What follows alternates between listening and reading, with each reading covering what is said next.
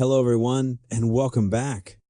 Have you ever noticed how some of the oldest stories on Earth seem to echo each other, even when they were born thousands of miles apart?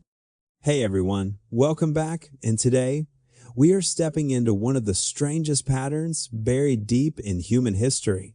It is a pattern so old, so widespread, and so consistent that it almost feels like humanity has been trying to whisper the same message through time.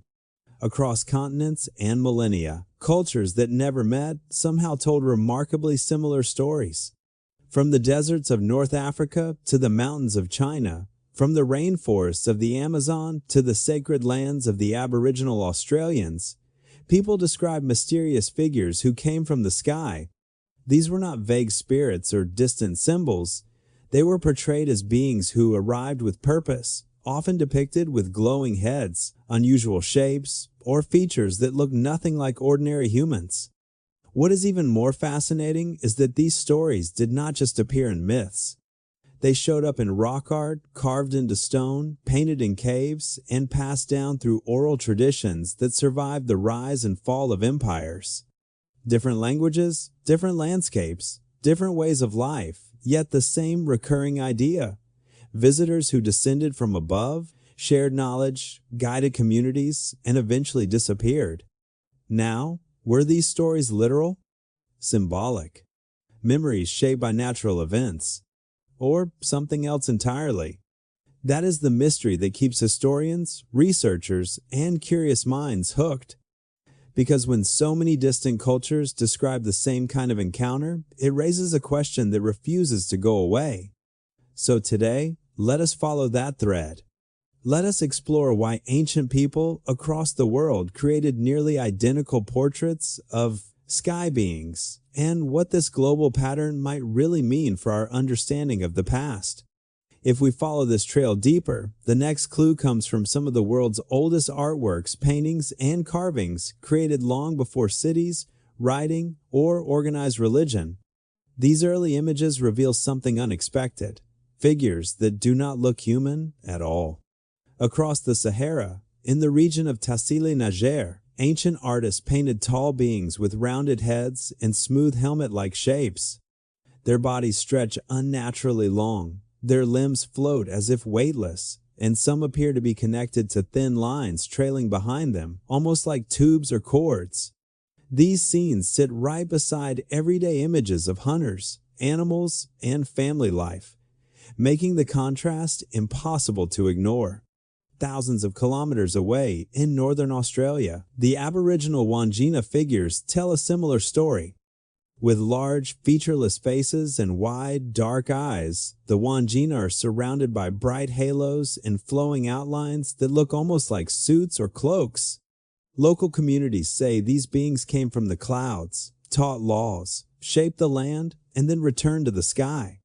Even today, descendants repaint the wanjina each rainy season, keeping their presence alive. What is striking is that these cultures never had contact with each other yet. Their earliest art echoes the same unusual features: oversized heads, luminous shapes, and beings that seem to hover rather than stand.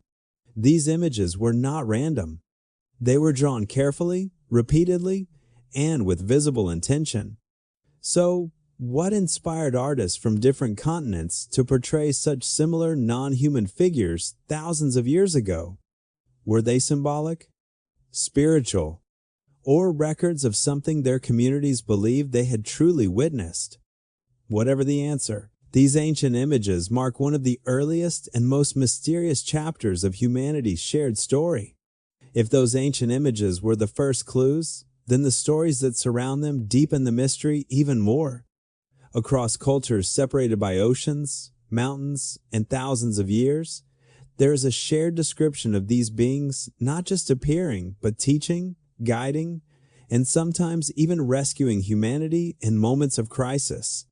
In North America, the Hopi people speak of the ant people, tall beings with elongated heads and large eyes who sheltered humans underground during times of fire and flood. These beings did not simply save lives. They taught the survivors how to grow food, how to navigate the seasons, and how to rebuild once the world was safe again. Travel to the rainforests of Brazil, and you will hear the story of the Carajas, towering figures who stood beside early human communities, showing them how to plant crops and read the skies.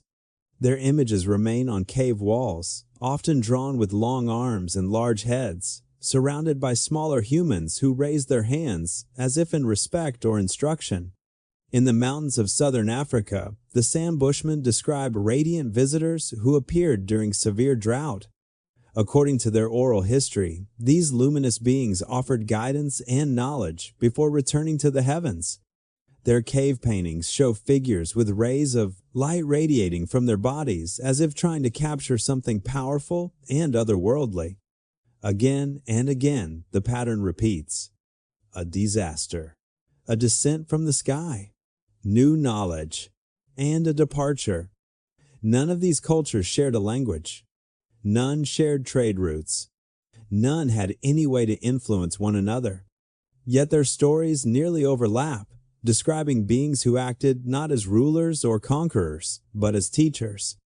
So the question grows louder. Why would civilizations separated by continents remember the same sequence of events? And what did these early communities believe they learned from those who came from above? If the stories of guidance sound symbolic, the archaeological timeline adds an even stranger twist. Many major civilizations did not grow slowly, they arrived suddenly, almost as if someone flipped a switch. Take ancient Sumer, often called the birthplace of civilization. Practically overnight, small farming communities transformed into organized cities with writing systems, mathematical records, irrigation engineering, and astronomical tracking. Their earliest tablets openly credit these breakthroughs, not to themselves, but to the Anunnaki, described as beings who came from the heavens to the earth. A similar jump appears in Egypt. Before the Old Kingdom, the region had simple structures. Then suddenly came monumental stone architecture, cosmic alignment, advanced medicine, and an astonishing understanding of the stars. The Egyptians said this knowledge came from the gods during an age they called Zep Tepi, the first time when luminous beings descended to restore order and teach humanity. In Mesoamerica, the Maya created calendars that could predict celestial events thousands of years in advance. Their architecture was aligned with meticulous precision, as if built with instructions from someone who understood the sky far better than early farming societies should have. High in the Andes, the Teotihuacan and Inca legends describe Viracocha, a bearded teacher who emerged after a time of chaos, rebuilt the world, and passed on skills of construction, agriculture, and measurement before departing again across the sea. Even in ancient India and China, early cultures seemed to leap ahead with sophisticated urban planning, metallurgy, astronomy, and complex spiritual texts. These bursts of progress appear without the long developmental stages expected by historians. Across all these regions, the pattern is nearly identical. Myths of sky visitors, followed by sudden architectural, scientific, and cultural advancement. Coincidence? In the mid-1070 parallel development, or fragments of an old memory that many civilizations chose to preserve. Whatever the interpretation, these sudden leaps continue to fuel one of history's most enduring mysteries. As these civilizations rose, something remarkable appeared across the world. Enormous stone monuments, built with precision far beyond what early societies were expected to achieve. And almost every one of these structures shared a striking trait: they were aligned with specific stars or constellations, as if meant to communicate with the heavens. In Turkey, Göbekli Tepe stands as one of the oldest megalithic sites on Earth. Its stone circles date back over 11,000 years and are arranged to mirror celestial points linked to Orion and Sirius.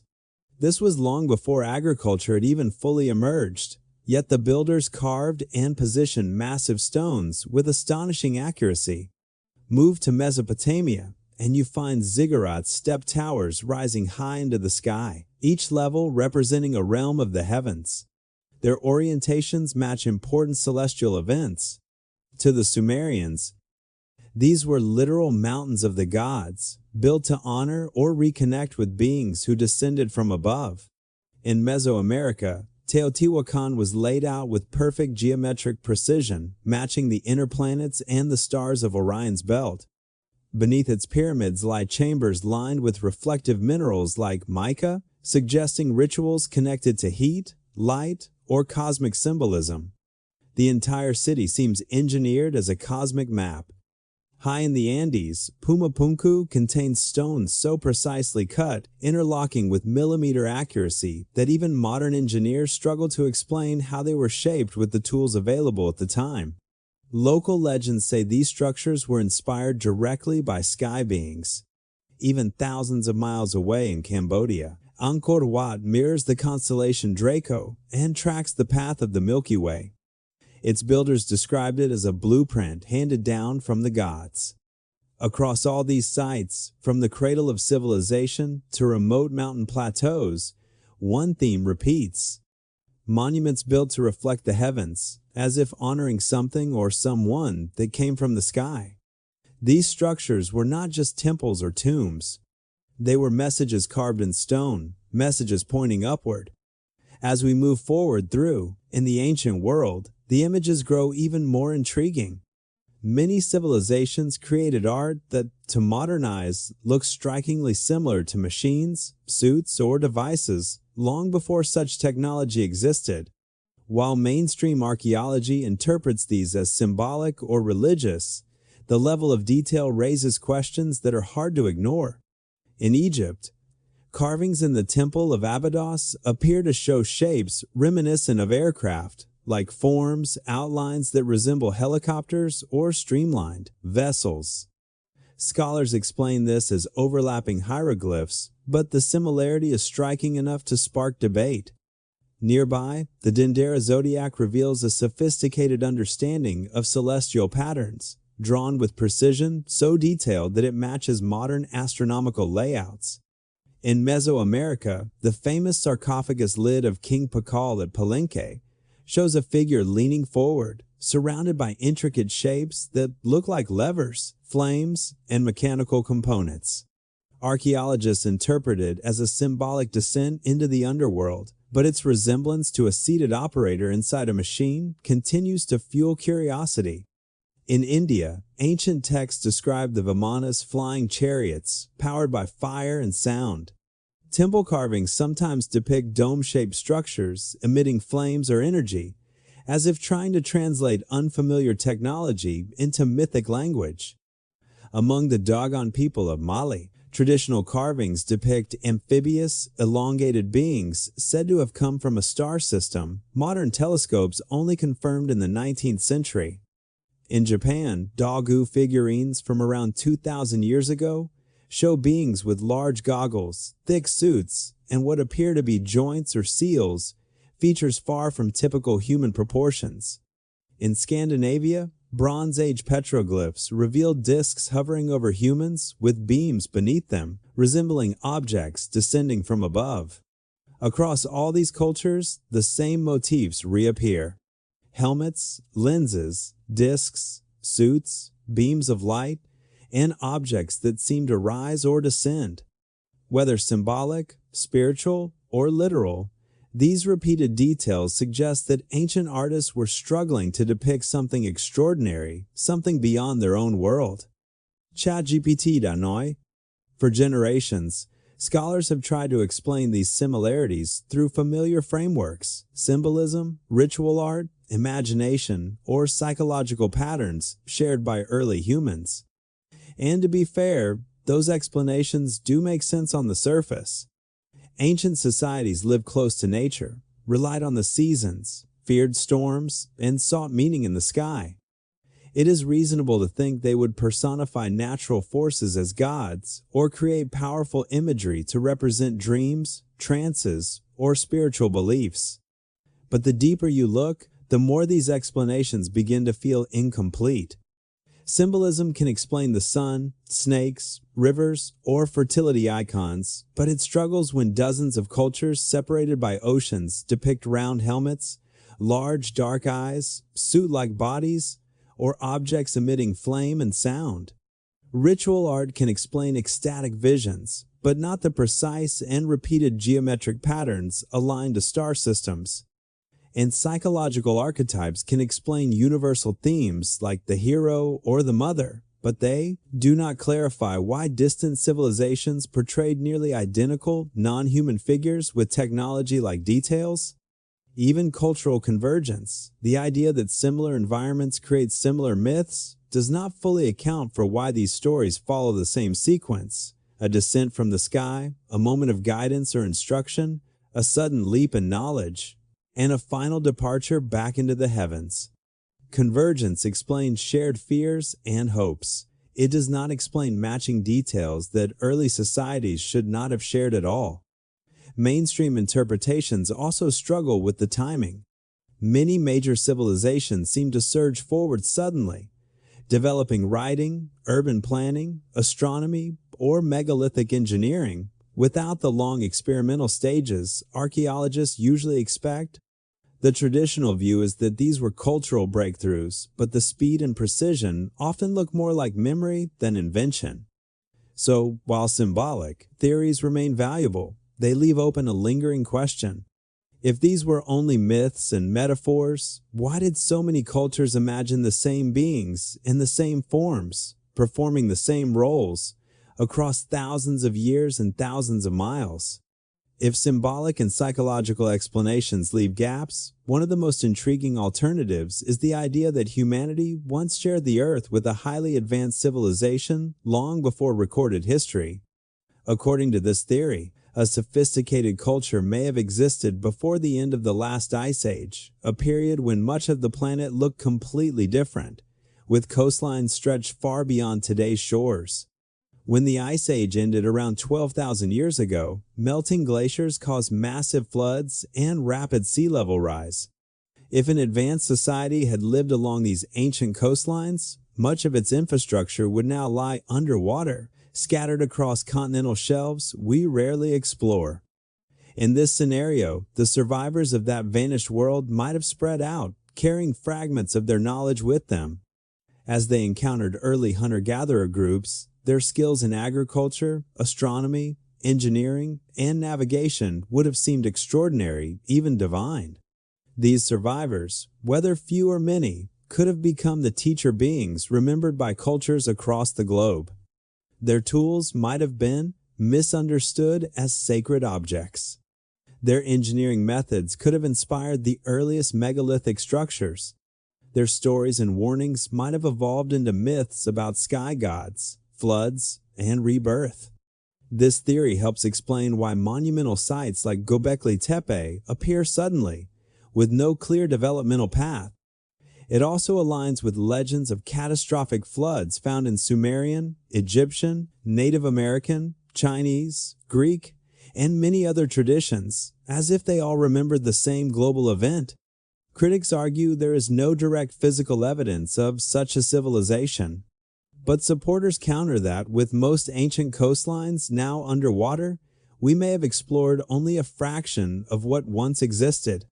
Whether true or not, the idea offers a bridge between myth and archaeology, a possibility that humanity's earliest teachers were not supernatural beings, but the final echoes of a forgotten world. If a lost human civilization does not fully explain the worldwide similarities, another theory steps into the spotlight, one that stretches our imagination but refuses to disappear because of how consistently the ancient stories are told.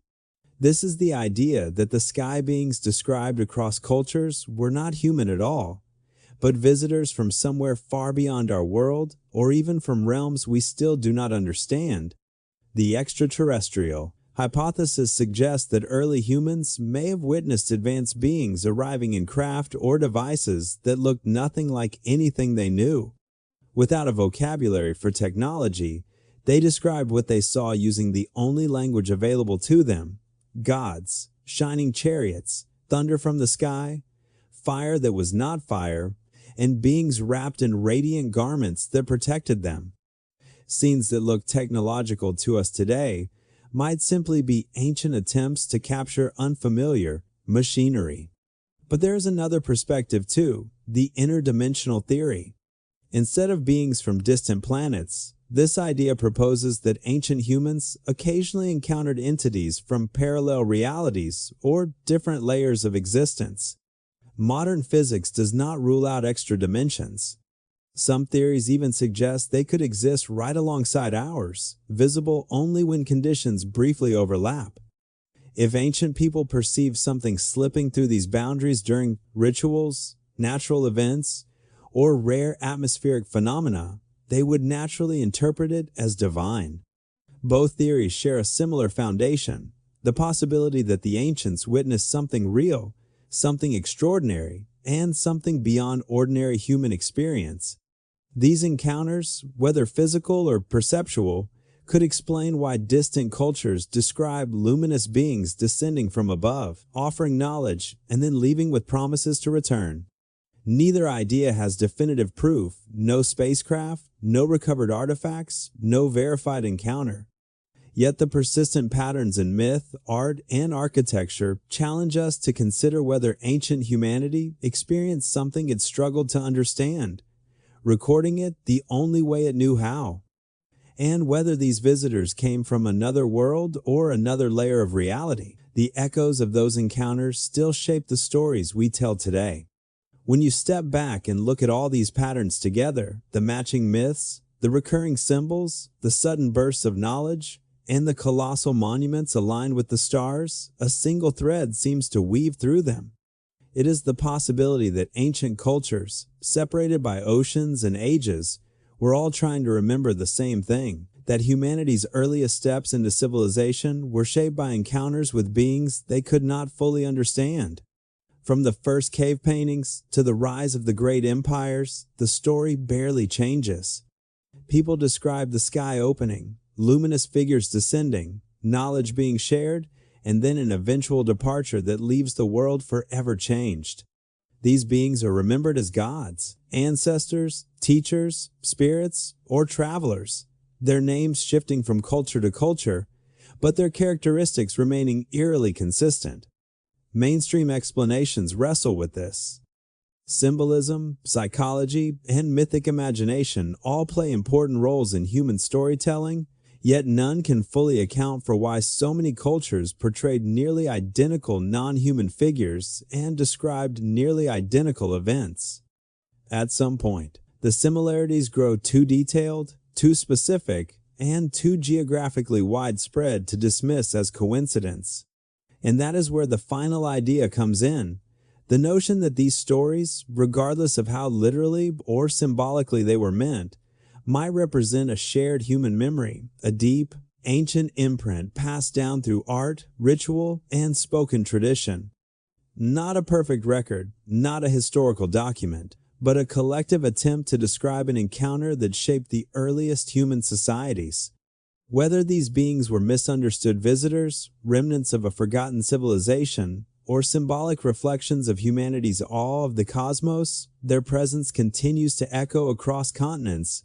They remain etched in stone, carved into mountains, painted in caves, and woven into our oldest myths. And perhaps the real message is not about where these beings came from, but about how profoundly they influenced the people who recorded them, people who wanted the future to remember that at the beginning of our story, we might not have been alone. When we look across the ancient world at the carvings, the monuments, the myths, and the mysterious leaps in knowledge, one idea rises above the rest. Our ancestors were trying to tell us something. Whether these accounts were memories, metaphors, or glimpses of something beyond ordinary experience, they carried enough weight for entire civilizations to preserve them for thousands of years. Even today, their voices echo through stone and story, inviting us to question what we think we know about our past. Were these sky beings simply expressions of human imagination? Guardians from a forgotten civilization? Visitors from distant realms or parallel worlds? We may never have a final answer, but the search itself reminds us how vast and mysterious our origins really are. And as we uncover more of these ancient clues, the story becomes less about proving one theory and more about embracing the curiosity that has always driven human beings forward. The past still holds secrets, and sometimes all it takes is a closer look to realize how much we have overlooked. Thank you all for joining me on this journey through some of humanity's oldest and most intriguing mysteries. If you enjoyed exploring these ideas, feel free to share your thoughts, your theories, or anything you have discovered along the way. Until next time, take care, stay curious, and keep looking up.